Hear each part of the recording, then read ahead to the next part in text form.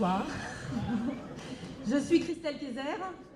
Je suis candidate sur la liste et secrétaire des comités de Montreuil du Parti ouvrier indépendant. Je milite sur cette ville depuis maintenant 23 ans. Bien évidemment, au cours de ce meeting, nous allons parler de la liste Ma Ville J'y crois, conduite par Jean-Pierre Brave, et des enjeux particuliers de l'élection municipale à Montreuil. Mais il nous semble impossible de ne rien dire sur le contexte national difficile dans lequel vont avoir lieu ces élections, et en particulier sur les mesures antisociales qui nous frappent, que nous soyons salariés, retraités, jeunes, mères de famille, chômeurs. Ainsi, nous sommes tous confrontés à des mesures d'une grande brutalité.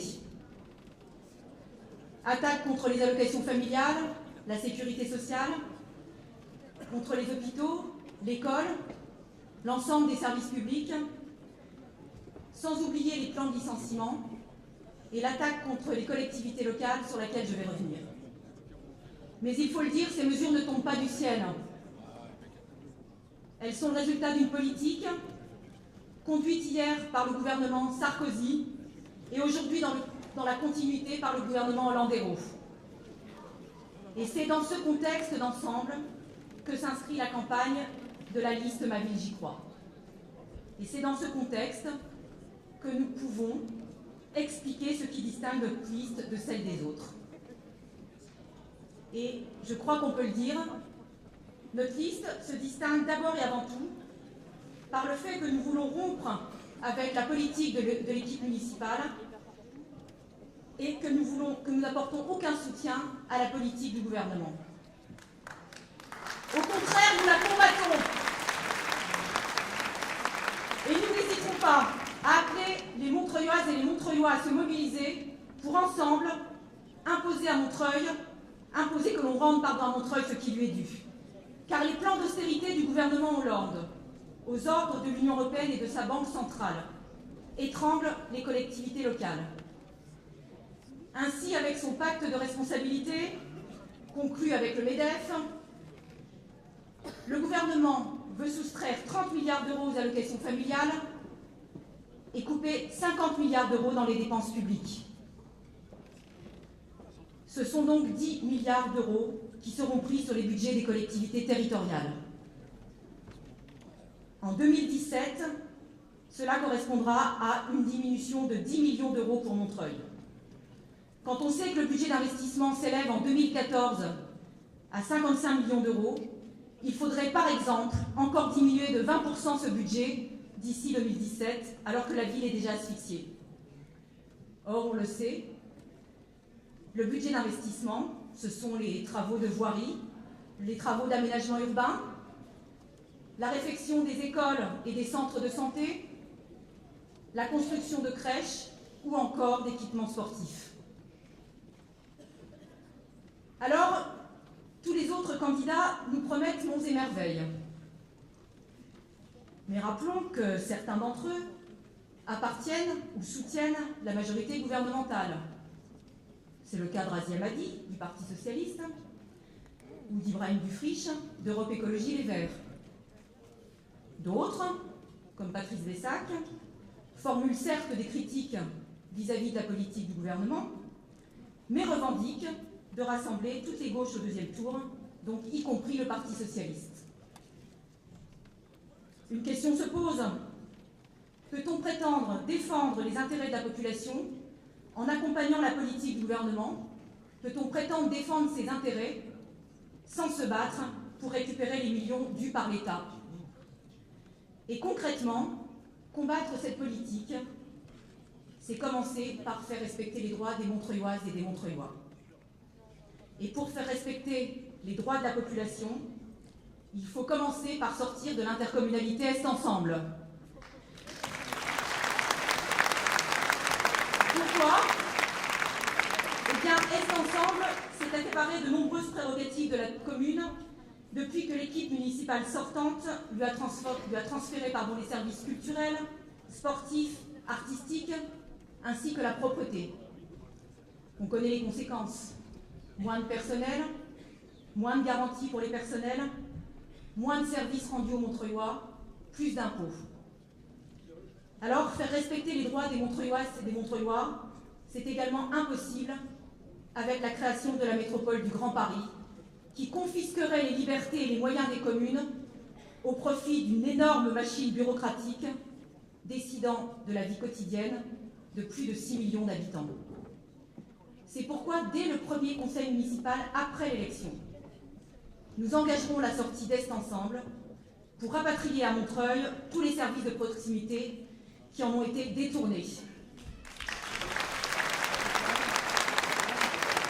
Et nous lancerons un appel aux autres communes de Seine-Saint-Denis et de la région parisienne, à toutes les Montreuilloises, à tous les Montreuillois, pour ensemble mettre en échec la métropole du Grand Paris et reconquérir la liberté des communes.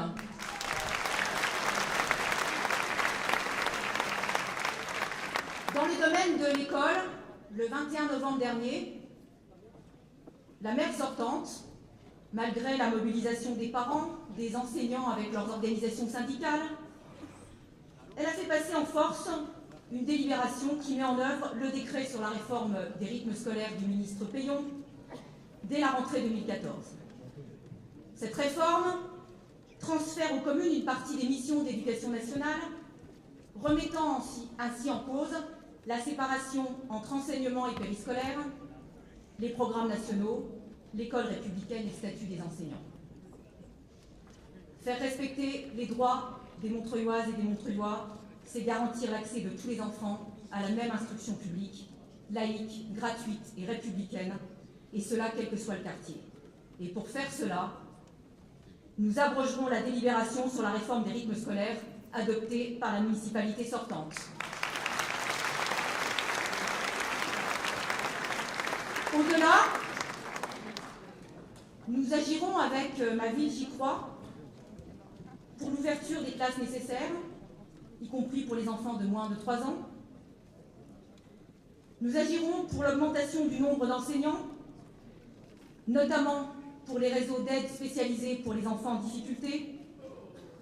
Nous agirons pour la création des postes et des filières nécessaires dans les lycées professionnels et dans les lycées d'enseignement général de la ville.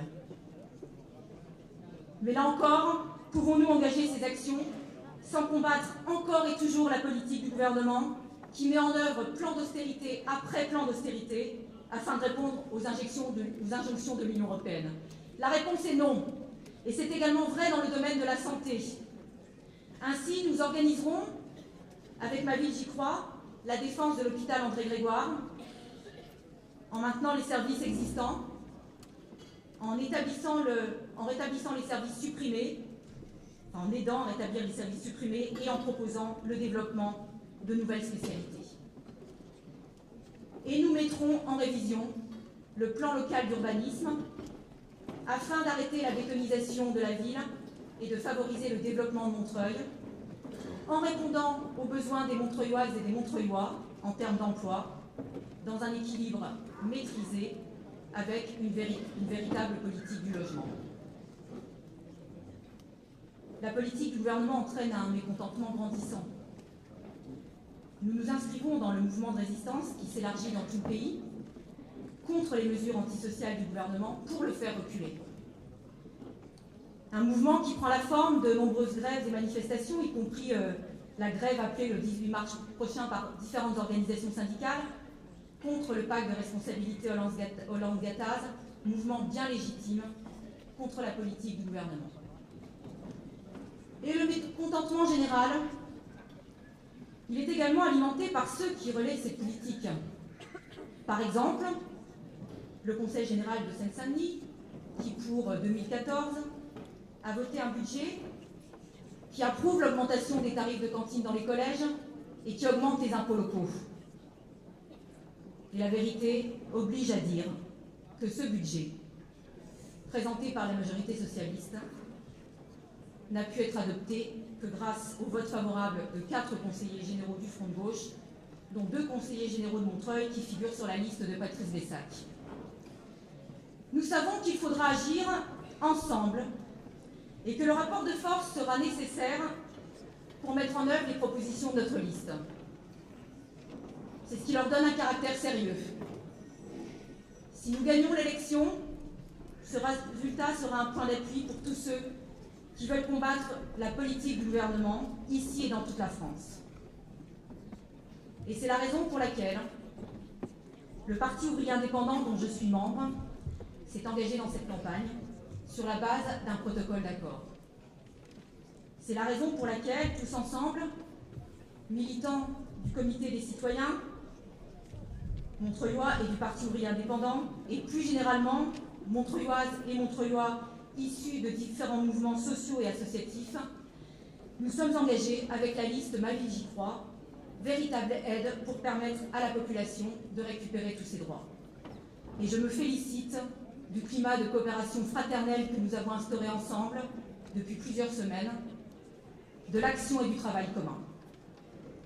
Le vote pour la liste Ma Ville J'y crois, conduite par Jean-Pierre Brard, et soutenue par le Comité des citoyens montreuillois et le Parti ouvrier indépendant, et le 23 mars, le seul vote qui compte pour la défense des Montreuilloises et des Montreuillois. Je vous remercie.